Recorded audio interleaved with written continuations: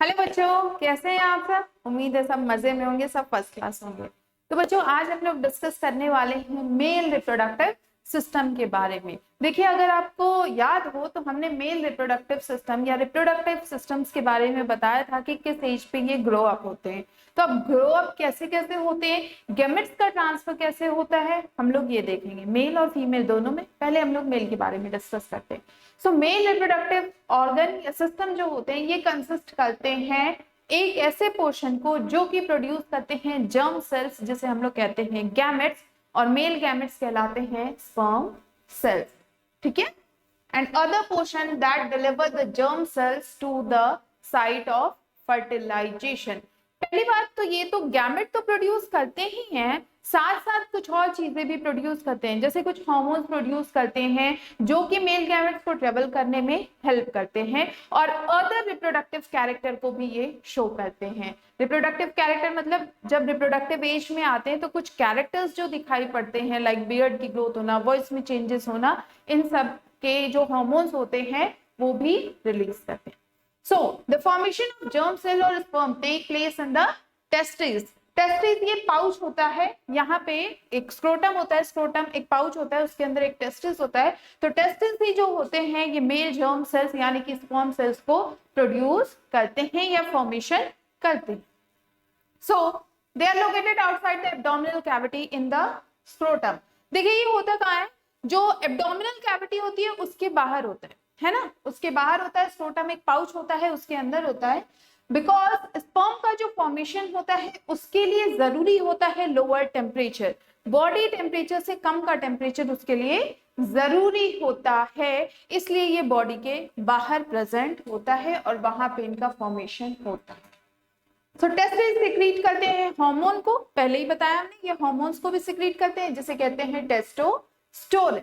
Testosterone क्या करते हैं, टेस्टोस्टेरोन का काम होता है फॉर्मेशन ऑफ स्पर्म, स्पर्म के फॉर्मेशन को ये रेगुलेट करते हैं, उसकी हेल्प करते हैं, and bring about changes in appearance seen in boys at the time of puberty. Puberty के टाइम में बॉयज में जो चेंजेस आते हैं बॉडी में, जैसे एडम्स एप्पल का ग्रो होना, बड़ा होना, वॉइस में चेंजेस होना, बियर्ड की ग्रोथ होना, ये सारे चेंजेस ये इनकी वजह से होते हैं, टेस्टोस्टेरोन की वजह से। ये अलग अलग पार्ट है, testis, scrotum, bladder, seminal vessels.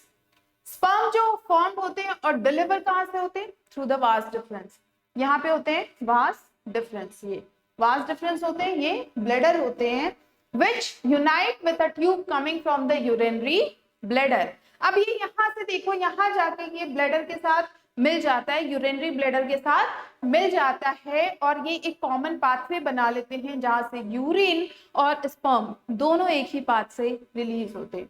The urethra thus forms the common passage for both sperm and urine। Urethra आता है, ये कॉमन पासेज होता है यूरिन और स्पर्म दोनों का, ये यूरेथ्रा है। Along the path of vas difference, कुछ glands like the prostate and the seminal vessels ये भी हेल्प करते हैं इनके फॉर्मेशन में। ग्लैंड्स क्या होते हैं, ग्लैंड्स के बारे में तो आप लोग थोड़ा बहुत जानते होंगे, हार्मोन्स का सिक्रीशन करते हैं, है ना। At the secretion so that the sperm are now in a fluid. देखो जब ये ग्लैंड्स जो होते हैं कुछ लिक्विड लाइक सब्सटेंस को सिक्रीट करते हैं, उन लिक्विड लाइक सब्सटेंस के सिक्रीशन की वजह से जो स्पर्म का ट्रांसपोर्टेशन होता है वो इजी हो जाता है। Add their secretion so that the sperms are now in fluid, which make their transport easier and these fluid also provide nutrition। एक तो ट्रांसपोर्टेशन में हेल्प करते हैं, दूसरी बात कि दे आर सेल्स, स्पर्म्स क्या होते हैं, सेल्स होते हैं, तो इन सेल्स को भी न्यूट्रिएंट की जरूरत पड़ती है। अगर इनको न्यूट्रिशन नहीं मिलेगा तो ये डाई कर जाएंगे, तो वो न्यूट्रिशन भी इनको ये प्रोवाइड करते रहते हैं।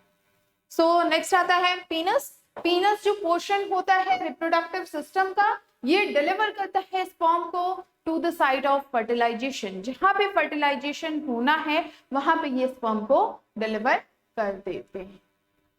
अब देखिए ये डायग्राम है स्पर्म का। स्पर्म जो होते हैं ये टिनी बॉडीज होती है, छोटी छोटी, बहुत छोटी छोटी बॉडीज होती है। ह्यूमन बॉडी के सबसे छोटे सेल्स जो होते हैं वो यही होते हैं, स्पर्म सेल्स, और सबसे बड़े सेल जो होते हैं वो ओवा सेल्स होते हैं, एग सेल्स होते हैं, जो फीमेल रिप्रोडक्टिव ऑर्गन से रिलीज होते हैं, मतलब फीमेल गैमेट्स होते हैं। सो स्पर्म्स जो होते हैं टिनी बॉडी होते हैं, ये कंसिस्ट करते हैं जेनेटिक मटेरियल को एंड अ लॉन्ग टेल। जो भी हेरिडिटी कैरेक्टर या जेनेटिक मटेरियल हम लोग में हमारे पेरेंट्स से आता है, वो इसी को, वो यही स्पर्म सेल्स ही कंटेन किए होते हैं। इनका काम होता है सिर्फ जेनेटिक मटेरियल को कंटेन करना और एक्स वाई क्रोमोसोम्स को ये कंटेन किए हुए रहते हैं। ये जो लॉन्ग टेल होती है ये इनको फ्लोट करने में, स्विम करने में हेल्प करती है। यहाँ पे जेनेटिक मटेरियल होता है and this is a long tell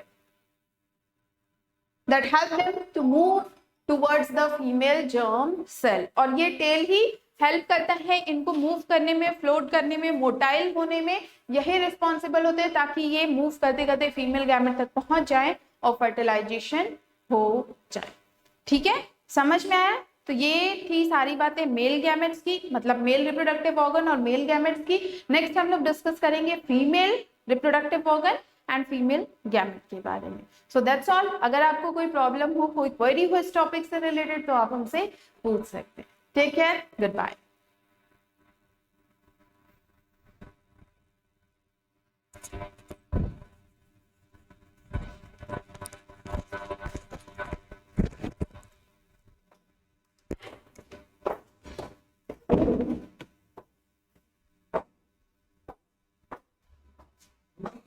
और क्या